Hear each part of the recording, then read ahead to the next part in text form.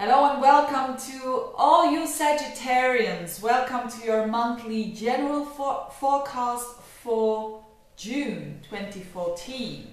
Now last month it was kind of Venus that was playing a big role in the monthly horoscopes, and now it is Mercury that is playing a huge role during the month of June. So what does that mean for a Sagittarian?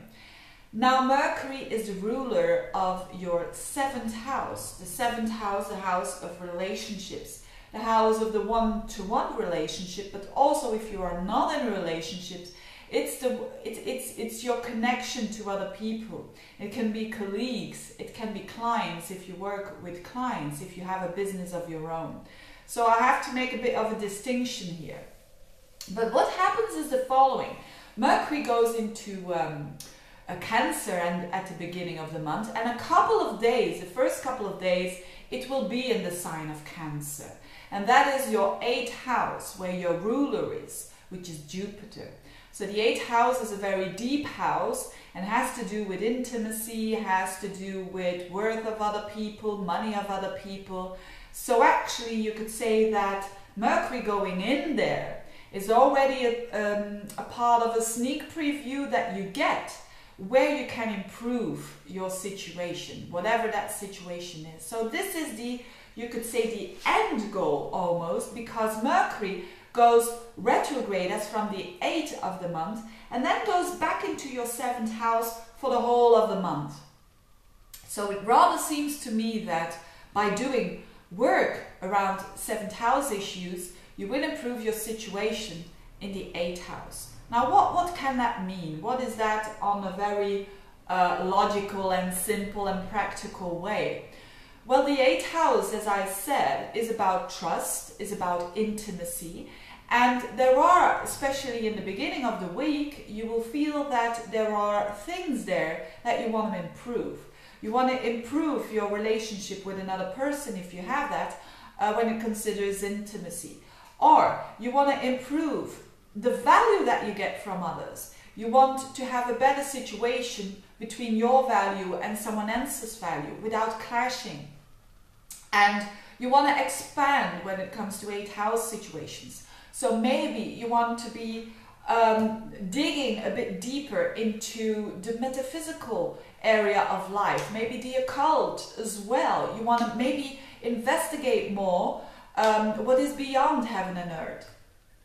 Or just the beyond the tangible matters of life. You wanna go a bit further than that. Now, strangely enough, you won't be able to do that right away. You need this emphasis on your 7th house in order for you to improve on all those areas that I just mentioned. It can simply be just one area for you. It's also the house of anxieties. So, and as your ruler is there, you are probably dealing a lot with things that you are afraid of and doing that step by step and probably being successful at that. So there is again an opportunity there to grasp. But that will be more the consequences in the next month, which will be July. But let's start with that. So what's the importance here is the Mercury in the 7th house.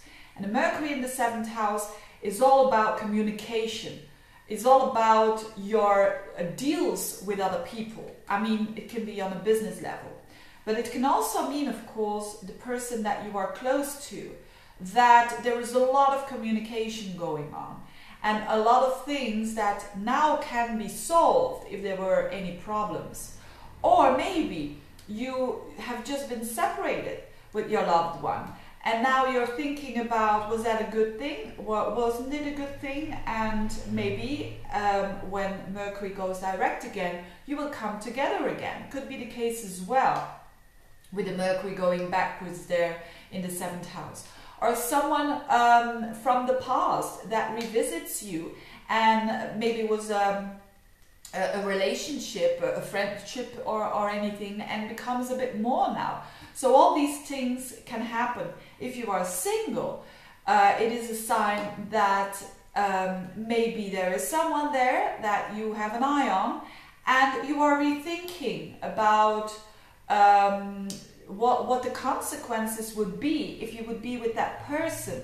I mean, you are thinking about the situation in your head, because Mercury is all about ideas, and it's all about how we think. So before you, it could mean that you really want something to happen with this person, but you really are stepping back a little bit, and because it was, for instance, too overwhelming, and then you say, okay, if I'll do that, will that be a good thing? And so you're just reviewing the situation, which is absolutely not a bad thing. So I think it's not going to be that hard for the Sagittarians, because Mercury is in its own sign, and it's in the house of relationships. So you can do, by working hard on those relationships, and working hard, I mean thinking about it, weighing up, doing, thinking in a very objective way, you can improve that 8th house that I just talked about, which is all about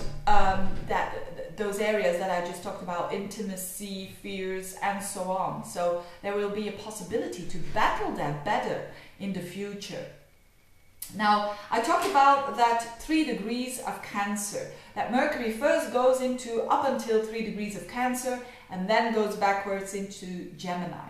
That 3 degrees of Cancer is very important, that point in your horoscope, because there's also going to be a new moon there around the end of the month, around the 27th. So this is a double significant thing. A new moon is always a new beginning. So again, you can expect new beginnings there. And there is also a fixed star on that particular point, which is called Propus, P-R-O-P-U-S, and which is also a star that has the influence of Mercury and has the following meaning. I'll just read it for you. It's the ability to express ideas, so it's about thinking and ideas, in reasonable and acceptable ways, which win because of their manifest intelligence. So this is all about practicality and about great ideas. So, and for you, you will think about these processes with relationship to others, with the 8th house stuff. You will think about that, and you will try to make it practical. You will try to make it, in other words, manifest and make it happen. So it's a really crucial time, I think, for the Sagittarians who want to improve those areas of the 7th house and the 8th house. And I think that you have an opportunity to do so, which is good. And because of Mercury is in a strong sign, and it's on a rather positive fixed star there, the 3 degrees that it goes backwards, I think it's going to be not that bad as other Mercury. So it all depends, of course, on your natal chart, but it also depends on the sign it is in. And as it is very strong in Gemini, it really wants to gain information, gain good ideas about what I just talked about. So I think it's a month to look forward to. I hope you can have the opportunity to improve what you want to improve. Thanks a lot for listening. If you want a personal reading, get in touch. All the links are below. Thank you for listening. Bye.